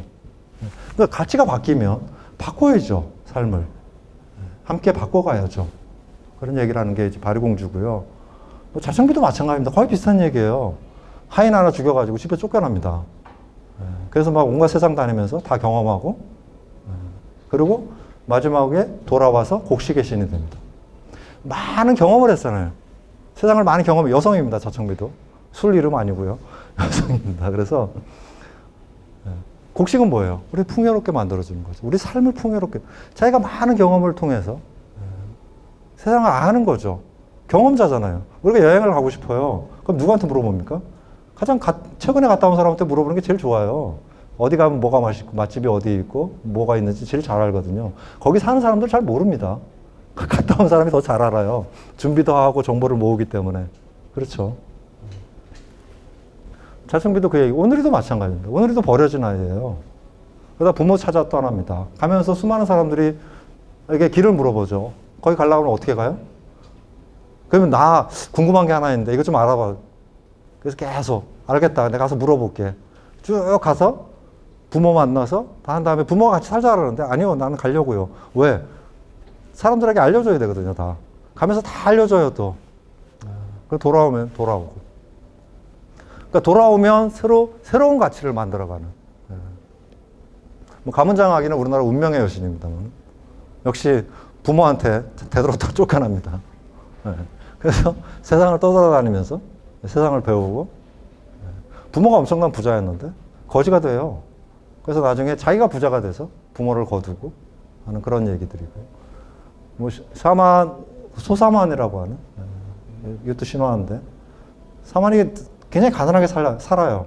맨날 사냥 다니는데 사냥도 안 되고 맨날 쫄쫄 굶기고 애들만 꼭 그 흥분해처럼 가난한 집에 애들이 많아요. 그러다 하루는 가다가 뭐가 자꾸 채이는 거죠. 밭에 해골. 그래서 무서워라가 아니라 혹시 우리 조상일지도 모르니까 그러면서 해골을 집에 가서 잘 닦아가지고 잘 모십니다. 그날부터 막 사냥감들이 막 알아서 잡히고 돈 어마어마하게 벌어요. 나중에 심지어 수명도 늘려주고 이 버려진 해골이잖아요. 심지어 해골까지도. 길에 버려진. 돌아오면. 그러니까 돌아와서 뭔가 우리를 복수하거나 우리를 해치는 게 아니라 함께 우리와 함께 후손이 좀 잘 되기를. 우리의 삶도 마찬가지죠. 자꾸 경험을 통해서 경험하고 돌아오고 우리가 경험을 통해서 의미가 생겨나고 그 의미가 다시 그 경험을 풍성하게 만들고 계속 반복됩니다. 그래서 버림의 가치는 바리공주의 사례에서 보는 것처럼 버려지고 돌아오고 다시 버리고 계속 우리가 성공한 곳으로부터 떠나라 뭐 이런 이제 구호들이 있죠. 자기계발서 같은 거. 작은 성공하면 다시 떠나고 버리고 떠나고 버리고 떠나고 뭐 계속 그런 얘기들. 사실은 버려진다라는 게 그래서 희생도 아니고요. 쉽게 얘기하면 그냥 자기계발서예요. 신화는 한편으로는 어떻게 하면 우리가 이 세상을 잘 살 수 있을까? 자기계발서 역할도 합니다. 뭐 익숙한 것과의 결별, 뭐 이런 것들이 있잖아요. 낯선 곳으로 떠나라, 뭐 이런 것들이 다 기본적으로 이 개념들이에요. 떠나서 돌아오면 다 새로운 가치가 생겨나고, 마찬가지로 나의 새로운 자산이 축적이 되고, 뭐 쉽게 뭐 내공이 쌓이고, 이렇게 되는. 바리공주가 그 얘기를 하고 있는 거고요. 자, 네 번째 이제 죽음에 관한, 뭐 여러분 이제 강림이라든지 뭐 이런 얘기들하고 관계가 있어서 죽음에 관한 얘기입니다. 한국 사람만큼 죽음을 잘 이해하는 사람들이 별로 없어요. 사실은 이제 죽음을 잘 이해하는 나라가 몇 나라가 있습니다. 이집트하고, 티벳하고, 거기에는 경전이 있습니다. 사자의 서라고, 죽은 자의 책. 티벳 사자에서, 이집트 사자에서 두 권이 있습니다. 만약에 경전을 쓴다 그러면 한국 사람도 굉장히 잘 쓸 거예요. 그러면 우리가 지리적으로, 아까 말씀드린 것처럼, 이 반도인데, 뭐, 역사 시간에 좀 배우셨잖아요. 침략을 매일 받습니다. 한국 사람들이, 좀 미련하다고 해야 될지, 아니면 저항, 투쟁심이 강한 것인지 모르는데, 위에서 누가 쳐들어오면 반드시 싸워요.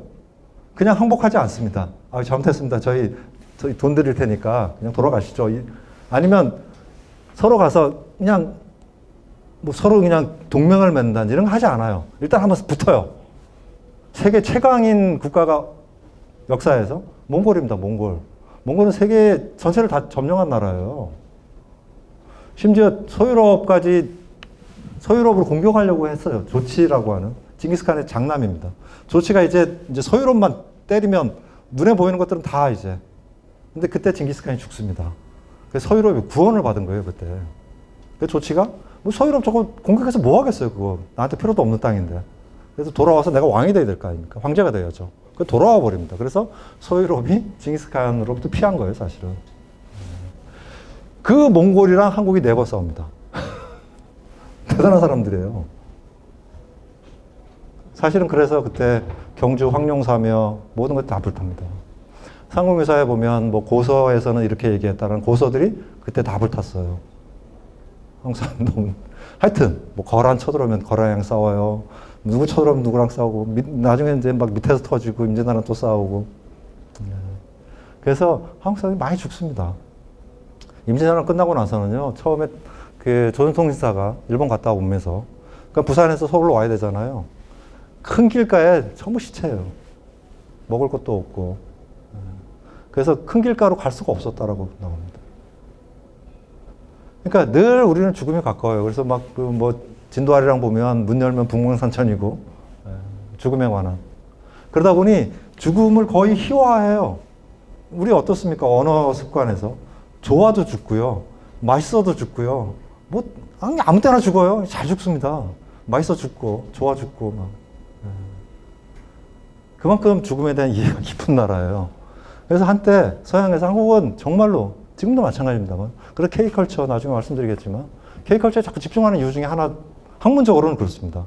한국은 저것들 터지면 크게 터질 나라인데 그런가 하면 이 죽음에 대한 한국을 이해하는 학자들은 여기다가 샤머니즘 있죠.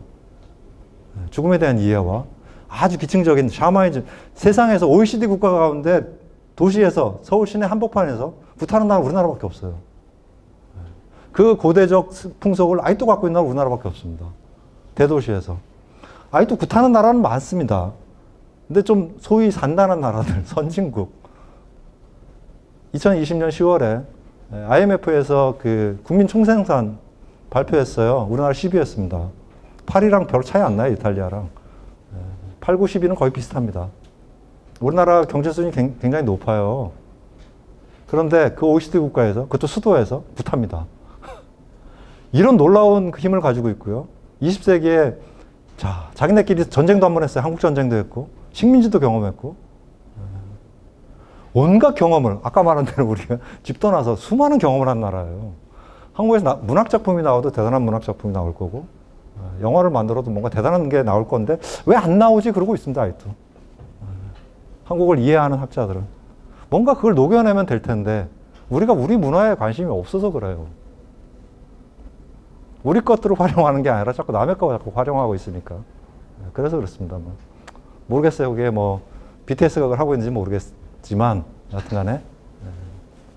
그래서 그런 이제 지리적인 문제, 환경적인 문제도 있고, 아까 언어 말씀드렸죠. 우리가 죽음이라는 것도 마찬가지입니다. 물리적인 죽음과 은유적인 죽음이 있어요.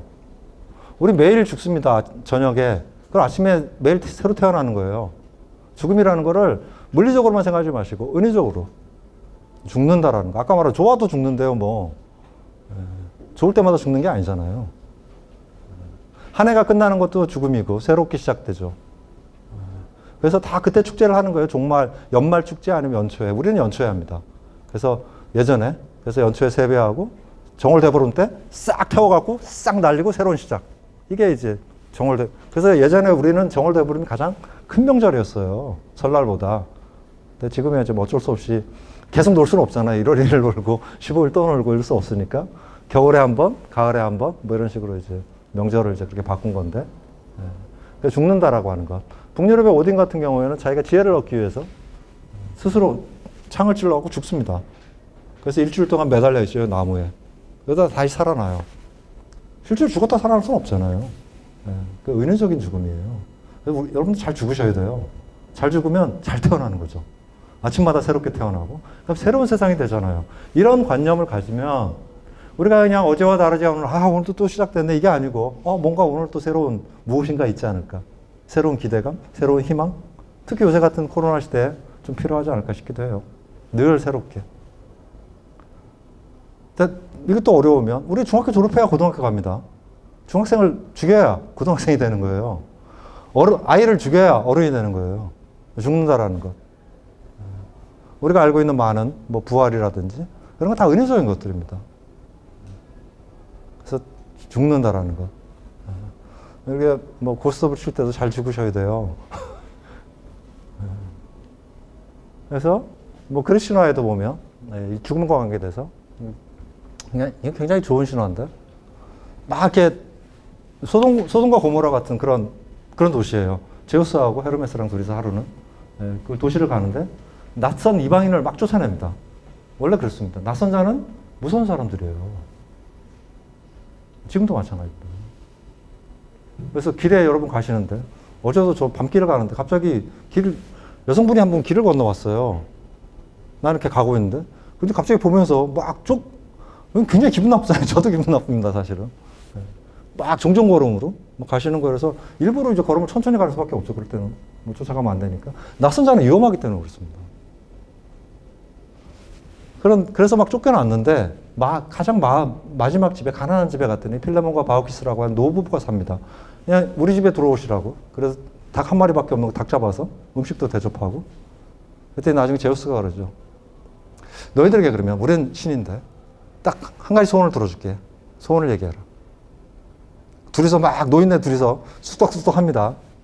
우리 뭘로 할까? 여러분 뭘로 하실래요? 이건 평소에 좀 생각을 하고 계셔야 돼요. 언제 그럴 기회가 올지 모르잖아요. 소원 하나 들어낸다고 지니가 나타나서 부부가 그럽니다. 저희 한나라한 씨에 죽게 해달라. 그게 자기들의 소원입니다. 그래서 신전을 지키는 둘이서 지킵니다. 그러다 어느 날 둘이 이렇게 볕 좋은 날 둘이 서로 마주보고 앉아있는데 어깨에서 잎이 피어나기 시작해요. 둘이 나무가 됩니다. 그래서 열리지. 나무가 서로 이어져 있는 나무가. 뭐 그런 굉장히 아름다운 신화인데 그리스에도 그런 신화가 있어요. 대개는 그렇지 않은데. 우리가 사실은 죽음이라는 게 지금은 이제 아까 말한 헬레니즘의 영향으로 과학이 발달하고 근대가 과학과 철학의 시대입니다. 그래서 과학이 막 지금까지 이렇게 발달했어요. 지금 놀라울 정도로 발달한 거죠. 그래서 다시 이제 문화의 시대로 간다라는 게 현대는 그렇게 되는 건데 그 전까지만 해도 우리가 종교의 시대를 살았죠. 우리가 신이 없는 시대는 지금이에요. 지금 한 19세기까지만 해도 다 신 중심으로 살았죠. 지금의 신은 이제 뭐 카드 회사나 뭐 다 이렇게 바뀌었습니다만은. 여러분 예전에 뭐 교회 가서 제가 무슨 죄를 졌고요. 제가 평소에 이렇게 살았고요. 다 보고했잖아요. 요새 누구한테 보고하는데요. 저 오늘 어디서부터 이동합니다. 저 오늘 뭐 샀습니다. 다 알려주고 있잖아요. 우리에 대해서 더 잘 알아요. 구글이라든지 카드 회사라든지 그 알고리즘을 이용해서 우리를 계속 팔아먹고 있는 거예요, 물건을. 그러니까 지금은 구글이 그 SNS가 지금 수천조의 돈을 벌고 있습니다. 구글부터 시작해서 카톡도 있고요. 페이스북도 있고 인스타도 있죠. 그 사람들은 뭘 팝니까? 물건 팔지 않아요. 우리의 영혼을 팔고 있는 거예요. 우리의 정보를 다 수집해가지고 그거를 업자한테 넘깁니다. 그러면 업자는 알고리즘을 만들어서 우리가 물건을 살 때까지 쫓아오죠. 팝니다. 우리 영혼을 팔고 있는 거예요. 그들이 신이에요, 지금. 그 사회가 바뀐 거죠. 늘 그들이 지배를 합니다. 우리가 남을 돕고 살고, 남을 해치지 않고, 살인하지 않고, 왜요? 죽어서 좋은 세상 가려고요. 죽음이 문화를 만든 거예요. 우리 죽은 다음에 좋은, 이 짧은 영원한 세계에서 잘 살기 위해서 이 짧은 세상에 선하게 남을 돕고, 신이 하지 말라는 거 안 하고, 10계명도 있잖아요. 왜 10계명이겠어요? 뭐, 살인하지 마라, 뭐, 내 이웃의 여자를 탐하, 그런 일이 많다는 얘기죠, 평소에. 많았으니까 하지 말라는 거죠. 없었으면 뭐, 하지 말라는 얘기도 안 했을 거예요. 그때 많이 죽이고, 남의 걸 많이 뺏고, 많이 훔치고, 그랬던 거예요. 그거 하지 마라. 그래야 너희들이 좋은 곳으로 간다. 다 우리 도덕이라든지, 죽음이 만든 겁니다. 그렇게 따지면, 지금까지 우리 삶은 죽음이 지배해온 거예요. 죽음이 삶을 지배한 거죠. 근데 그 죽음에 대한 이해가 한국 사람은 굉장히 뛰어나다는 건데, 쉽게 얘기해서 계절로 따지고 인생을 봅시다. 겨울이 되면 어떻게 돼요? 비유하면 죽음입니다. 나뭇잎 다 떨어지잖아요. 우리 몸에서 살 다 떨어져 나가면 해골되잖아요. 이게 지금 반반인데, 반반 치킨도 아니고. 그래서 이쪽은 살아있는 얼굴이고요. 이쪽은 해골입니다만은. 앙상한 나무는 해골을 의미하죠. 근데 봄이 됐더니, 이러면 꽃이 피기 시작해요. 그럼 우리 몸에도 살이 붙지 않을까? 그죠? 꽃이 피고 생명이 탄생하고.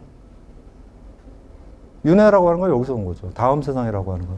인간도 다시 태어나는 거 아닙니까? 우리도 다시. 저 나무가, 우리가 뭐 엘리엇의 황무지도 있죠. 4월은 잔인한 달이고, 죽은 땅에서 라일락이 피고, 추억과 분노가 뒤엉켜, 봄비가 뭐 뿌리를 일깨운다. 뭐 이런 시가 있잖아요. 계속 이렇게 반복되는. 이런 게 아닌가, 우리 삶이라는. 죽음이라고 하는 것도 바로. 그러니까 죽음이 끝이 아니고, 지금처럼. 뭔가 새로운 시작이 아닌가.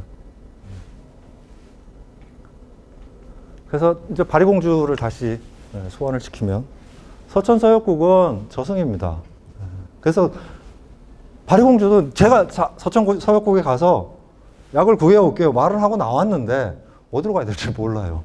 당시에 무슨 뭐 내비가 있는 것도 아니고, 지도가 있는 것도 아니고, 저 어디에 서천서역국이니까 서쪽이겠구나. 그리고 서쪽으로 갑니다.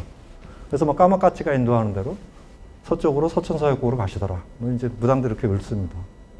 까마까치를 따라서 가는 거죠. 가면서 계속 길을 물어봐요. 어떻게 가죠? 그러면 이거 해주면 가르쳐 줄게. 그래서 검은 빨래 희게 빨아주고, 뭐 징검다리 놔주고, 뭐 해달라는 거 다 해줍니다. 남장을 하고. 그래서 저승은 한편으로 주변의 세계, 중심 세계가 왕궁이 아니잖아요. 지금으로 따지면 우리 중심 세계, 우리의 세계, 주변 세계, 그냥 가난한 자들의, 그냥 일반인들이 살고 있는 세계. 약은 어디에 있어요? 거기에 있습니다. 이 바리공주의 정말 놀라운 이야기는 바로 이 얘기입니다. 저승은 병에 걸렸어요. 이승은. 약은 어디요? 저승에, 죽은 자의 세계가 있습니다. 우리 반대로 생각해요. 죽은 자의 세계에 뭐가 있겠어요? 죽은 자들이 있고 유령이 있겠죠. 서양 사람들의 생각입니다. 동양은 그렇지가 않아요. 우리는 특히 그렇지 않습니다. 우리 아까 말한 대로 죽음에 대한 이해라 그랬잖아요. 병이 만연한 곳은 이승이고요. 그 약이 있는 곳은 저승인 거죠. 우리의 주변의 중심 세계가 아니라 저 위대하신 셀럽들이 아니고 보통 사람들의 삶에 약이 있는 거예요. 사회를 바꾸는. 그 약이라는 게 뭐겠어요? 아까 말한 대로 우리의 생각입니다. 생각이고 가치. 아들이 왕이 돼야 된다라고 하는 병에 대해서 무슨 개소리람? 아들이면 어떻고 딸이면 어때? 좀 나이 드신 분들은 좀 아시겠지만 20년 전까지만 해도 산부인과 가서 아들이에요, 딸이에요 그래갖고 딸이요? 그래갖고 애 떼어내고 막 이랬어요. 금방 변했다니까. 요새 무슨 대를 이어야 된다는 생각을 누가 합니까 요새. 그게 20년 전에 가서 어머니들한테 한번 여쭤보세요. 그때 그랬지. 그게 무슨 100년 전에 뭐 200년 전의 얘기가 아니에요. 최근의 일이라고요 다. 그게 바로 사회적 가치를 의미합니다. 세상의 병을 치유하는. 바리공주는 자, 산자가 그럼 저승을 간다는 얘기. 이것도 뭐 누가 여쭤보셔서. 그리스의 오르페우스는 다 아시는 것처럼 에우리디케라고 하는 아내와 살고 있는데 아내가 어느 날 목동들이 겁탈을 하려고 해서 도망을 가다가 뱀을 밟았는데 뱀이 화가 난다고 물어서 죽였어요. 너무 억울하잖아요. 내가 뭘 잘못한 것도 없는데. 에우리디케가 뭘 잘못했나? 오르페우스는 대단한 음악가입니다. 연주를 하면 돌들이 막 울어요. 돌이. 그래서 악기를 들고 저승으로 가죠. 아내를 구하러. 가서 앞을 막는 것들은 전부 음악 연주에 다 보내버립니다. 케르베르스라고 원래는 50개예요. 머리가 50개 달린 괴물이 있습니다. 우리 그림 보시면 머리 3개로 나와 있을 거예요. 50개 그리기 힘들어서 3개로 그냥 표현해놨는데 그 무서운 괴물도 그냥 고개를 외면합니다. 내가 음악을 연주하는 거야. 나의 아내를 얼마나 내가 사랑하는가 그 애절한 마음을 담아서 저승 앞에 갑니다. 하데스 앞에 가서 음악을 왜? 아내를 돌려다오 그랬더니 아니 죽었으면 끝났다 이 인간아. 안 된다. 그랬더니 음악을 연주하기 시작하죠. 하데스는 끄떡도 안 합니다. 냉혹한 남자예요. 그래서 왜? 이러고 있는데 옆에 아내인 페르세포네 이쪽에 복수의 여신들 다 울고 있습니다. 아 이거 안 될 것 같아. 이거 주변에서 다 울고 있는데 이거 어떡하겠어 이거. 그냥 쫓아갈 수가 없는 거예요. 그러다 여러분 다 아시는 것처럼 자 그러면 좋아 줄게. 대신에 세상 나갈 때까지 돌아보면 안 돼. 조건을 달잖아요. 그렇죠? 그래서 뭘 하나 지어주죠. 보지 마. 뭘 지어주는지 몰라요. 그래서 지고 나갑니다. 돌아볼 수가 없잖아요. 돌아보고 싶어도. 내가 사랑하는 이 아내를. 하데스가 왜 좋겠어요? 인간은 유한하지라는 거죠. 만약에 오르페우스가 신이었으면 그냥 죽을 때까지 갔을 거예요, 계속. 왜? 시간에 의미가 없잖아요. 근데 오르페우스는 인간이거든요. 가다가 저 앞에서 한참을 얼마나 간지 몰라요. 갑자기 빛이 탁 등장합니다. 그 순간에 안 도와서 돌아보는 거죠. 돌아본 사이에 없어졌어요. 다시 돌아가면 안 됩니다. 이제 패자부활전은 없어요. 그래서 오르페우스 얘기는 뭔가요? 삶과 죽음은 서로 왕래할 수 없다는 걸 얘기를 하는 거예요. 그리스도인에서. 그래서 아까 말씀드린 거 서양에서는 저승에서 오는 것들은 해치러 오는 거예요. 오면 안 되는 거예요. 서로 오고 가면 안 되는 거거든요. 근데 바르공주는 막 다니죠. 자, 가까운 일본도 이자나기라고 있습니다. 이게 이제 이자나기하고 이자나미가 하늘의 신들이 파견합니다. 너 내려가서 나라를 만들고. 둘이서 나라를 만들러 내려와요. 그래서 둘이서 막 애를 낳습니다. 애를 낳다가 불의 신을 낳다가 타 죽어요. 아내가. 이자나기가. 이자나미라고 하는 여자가. 그래서 혼자 남아서 심심하잖아요. 그래서 저승으로 갑니다. 아내요. 우리 가자 그냥. 여기 살지 말고 가서 애 낳던 일이나 계속 하자. 그래 그러면. 그럼 내가 저승현 신한테 가서 물어보고 올게. 가도 되는지. 물어보러 갑니다. 그런데 조건. 자, 나를 보려고 하지 마라. 그러면 어떻게 해요? 우리는 나는 소망한다? 뭘요? 내게 금지된 것을. 하지 말라면 꼭 해보고 싶잖아요. 인류의 호기심의 역사니까 판도라도 상자를 열고. 그렇기 때문에 이렇게 사실 문화와 문명을 건설한 건데 몰래 들어가서 봤어요. 사람이 죽으면 어떻게 돼요? 몸이 다 썩습니다. 아무리 내가 정말로 막 미치도록 사랑했으나 몸에서 구더기가 툭툭 떨어지고 막 살이 썩어가지고 이건 아니죠. 그래서 도망치기 시작합니다. 못 볼 걸 봤다. 자, 여자 입장에서는 아침에 생얼을 들킨 이 참혹함 뭐 이런 거 있죠. 저 새끼 죽여야겠다 저거. 쫓아옵니다. 저승의 군대를 건드리고. 둘이서 계속 치고받다가 이자나기가 도저히 안 되겠다고 거대한 돌을 세웁니다. 그래서 이승과 저승을 막아버려요. 그러고 나서 그러니까 여자가 그래. 이자나기. 내가 이제부터 1000명씩 죽일 거야. 그랬더니 그럼 나는 1500명씩 애가 태어나게 하면 되지. 메롱 그러고 가버려요. 그래서 일본 신화는 일본 사람들 사고방식은 저승과 이승은 단절입니다. 그래서 일본이 죽음을 이해를 못해요. 일본의 유명한 문학자들이라든지 심지어 노벨상 받은 사람 다 자살하는 거죠. 한때 우리가 지금 세계 1위를 하고 있는 것 중에 하나가 자살률이거든요. 그게 한 10년쯤 넘었어요. 우리가 자살하는 이유는 경제적인 이유가 제일 큽니다. 일본은 그렇지가 않았어요. 예전에 자살 섬이라고 불렸죠. 전부 심리적인 문제들입니다. 죽음에 관한 굉장히 죽음에 대한 이해가 굉장히 약해요. 그러니까 죽음을 하니까 생명을 경시합니다. 마찬가지로. 죽음을 이해를 못하니까. 그래서 이 생명 경시 중에 하나가 바로 뭐 예를 들어서 일본은 야동 생산국이라든지 성을 우습게 알아요. 성이라말로 그 생명에 관한 거거든요. 세상 가장 나쁜 직업 중에 하나가 포주예요. 생명을 파는 거거든요. 사고 파는 거거든요. 우리가 아이를 사고 파는 거랑 비슷한 거예요. 성을 사고 판다라는 것들. 여하튼 간에 다른 문제들도 마찬가지고 일본이 경제에 집착하게 된 것들도 예전에 우리가 경제동물이라고 불렀어요. 지금처럼 이렇게 자본주의가 막 그렇지도 않을 때도. 그러니까 굉장히 현실적입니다. 일본은. 죽음에 대한 이해가 떨어져요. 신화가. 그래서 하여튼 너무 좀 억지스럽긴 하겠지만 기본적으로 그렇습니다. 이렇게 세계관이라든지.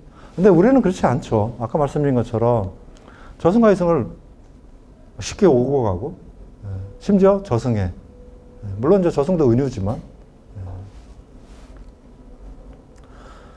이제 죽음이라는 것들도 마찬가지죠. 우리가 뭐 여러분 강림이 우리가 환생이라든지 뭐 윤회 문제 마찬가지입니다. 강림이 얘기도 사실은 그 저기 뭐 삼형제가 과양생 그 부부한테 살해당하면서 시작되는 얘기거든요. 아이들이 셋이 죽고 뭐 환생하고 막 이런 과정 속에서 나중에 이제 자기가 세 아들이 장원급제했는데 오자마자 죽습니다. 그러니까 너무 억울한 거예요. 그래갖고 우리 애들 죽었는데 장원급제한 이 똑똑한 아들 죽었는데 살려내라고 원님한테가 따집니다. 그랬더니 원님이 이거 어떡하라고 죽은 문제를. 자기도 누구한테 떠넘겨야 되는데 누구한테 떠넘기지? 그랬더니 마누라가 저희 강림이한테 떠넘겨요. 강림이한테 떠넘긴 거예요. 네가 가서 저승 가서 이거 알아와라 이거. 염라대왕 데려와. 강림이 무슨 힘이 있습니까? 그 집에 가서 막 펑펑 울어요. 그랬더니 큰 마누라가 그랬죠. 무슨 일이냐고 그랬더니 염라대왕 잡아오라는데 이거 어떡하냐고. 아, 사내대장부가 그런 거 갖고 울고 있냐고. 내가 해결해 줄 테니까 가서 다 여자들이 뒤에서 해결을 줍니다, 실제로. 그래서 이제 강림이가 이제 염라대왕 잡으러 갑니다. 잡아오죠. 잡아오지는 않고 염라대왕을 포박을 해요. 그랬더니 염라대왕이 왜 그러냐고. 그랬더니 이 차에 차다. 그럼 내가 언제 거기 갈 테니까 오늘은 내가 바빠서 딴 데 들렸다가 뭐 예를 들어서 내일 오후에 갈게. 써줍니다. 내가 가겠다고. 그리고 이제 강림이 돌아오고 현장에 돌아와서 그 새 아이의 그 억울한 죽음을 파헤치는데 사실 알고 봤더니 자기가 살해한 아이들이 환생해서 자기 아이로 태어나서 뭐 이렇게 된 이제 이런 얘기들이거든요. 죽음에 관한 얘기인데. 그래서 잘 보시면 그 죽음을 통해서 계속 삶이 연속된다라고 하는 거. 우리가 윤회라고 하는 윤회는 뭐죠? 다음 세상에서 자, 우리가 윤회를 21세기 상식으로 한번 생각해 봅시다. 윤회 믿으세요? 윤회는 무엇을, 왜 만들었을까요? 다음 세상을? 좋습니다. 다음 세상, 그것도 있습니다. 고대 사람들은 실제로 믿었고요. 실제로 우리가 만약에 지금의 세상에 윤회가 가질 의미는 무엇일까? 윤회라는 건 다음 생에 또 태어난다는 얘기잖아요. 여러분이 돌아가시고 또 태어날 건데, 그러면, 그죠? 다른 사람들과의 관계, 우리가 업보라는 얘기가 있죠. 내가 누구랑 태어날지 몰라요. 내가 저 원수진 놈이랑 자식으로 태어나갖고 다음 세상은 맨날 싸워야 될지도 모르고. 그러니까 어떻게 해야 되겠어요? 주변 사람한테 잘해야겠죠. 사실 윤회도 마찬가지입니다. 현실적으로 우리가 남들과 함께 잘 지내자는 얘기예요. 남한테 잘해야 윤회가 이끌어놓고 다음 세상에서 그들하고 다시 만났을 때 또 서로 좋은 관계 맺어갈 거 아닙니까? 아주 현실적이에요. 굉장히 과학적입니다. 이거 윤회는. 우리 달라이라마도 뭐 시간이 안 되겠고. 자, 그래서 죽음을 통해서 삶이 계속 이어진다고 하는. 우리가 추석이라는 거는 가을에 풍요로운 시간에 달이 밝은 날 우리 모여서 같이 놀자 이 약속이거든요. 죽음도 마찬가지입니다. 죽으면 망자 천도굿이라는 걸 해요. 구슬합니다. 구슬. 그래서 저승으로 보내요. 그때 마지막에 우리가 다음에 또 저 세상에서 만나서 또 함께 살아가며 살자 약속하는 거거든요. 뭐 그런. 그래서 이제 뭐 바리공주 얘기를 했으니까 사만 같은 경우도 마찬가지입니다. 아까 말씀한 해골. 가차는 해골이지만 해골을 주워다가 우리 조사할지도 모르고.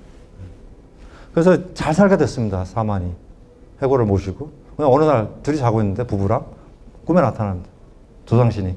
빨리 일어나라 빨리. 큰일 났다. 왜요? 그랬더니 저승사자가 너희들 잡으러 온다고. 지금 사만이 잡으러 온다고. 나이가 다 된 거죠. 그래서 이제 명부에 따라서 이거 있잖아요. 몇 살까지 살면 이제 데리고 오고 나중에 강림이가 차사가 돼요. 그러니까 염라대왕이 강림이 너무 똑똑하거든요, 이거 데리고 와서 쓰고 싶은 거예요. 그래서 원님한테 물어봐요. 육체를 가질래? 정신을 가질래? 네. 그랬더니, 이 대답을 잘못한 거죠. 그래서 강림이가 죽습니다. 죽어서 저승사자가 돼요. 그래서 강림이한테 뭘 맡기냐면 삼천갑자 동방사기라고 3천갑자 동안 18,000년 동안 안 죽은 사람이 있어요. 요리조리 저승사자 피해가지고 3천갑자 동박사 이렇게 얘기를 합니다. 그럼 잡아오라고. 강림이 내려가서 수술 마을 사람들 많이 다니는 그 길에 앉아가지고 그 물가에 앉아가지고 수술 계속 씻어요. 그 지나간 사람이 묻죠.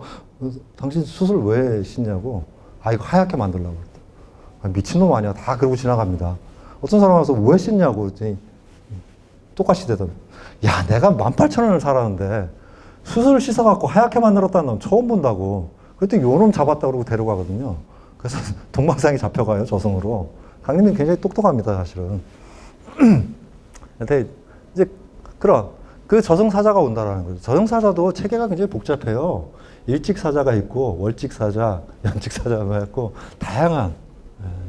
그리고 이제 우리가 망자선도국 할 때 그 차사가 저승사자가 망자를 데려가는 문이 있어요. 거기서 이제 무당들이 가장 돈을 많이 버는 이제 그 문을 넘어가면 망자가 이제 못 돌아오거든요. 그래서 이제 무당들이 거기서 굿함을 하면서 돈 뜯어내는 그런 거리인데 그래서 그러면서 그럼 어떡하냐고. 그럼 음식을 만들어라. 음식을 만들고 옷을 만들고 그래서 옷을 저 앞에다 놓습니다. 그리고 한 100보쯤 떨어진 곳에 음식을 잔뜩 차려놔요. 내려오다 보니까 옷도 허름한데 뭔가 옷을 갖다 놨어요. 누가. 일단 입습니다. 입고 나니까 갑자기 배가 고파요. 냄새가 나네? 그래서 막 먹어요. 한참 먹다 생각해보니까 아 이게 또 당했다 이거. 세상에 공짜가 없거든요. 뭔가를 먹었으면 토해놔야 되는 거예요. 근데 저 앞에 보니까 한 놈이 엎드려 있는 거예요. 저놈이네 저거. 그래서 가서 이제 명부를 고쳐줘서 수명을 늘려주는 뭐 그런 얘기인데 삶과 죽음이라고 하는 것들이 그런 식으로 계속 이어져 간다는 거죠. 감사합니다.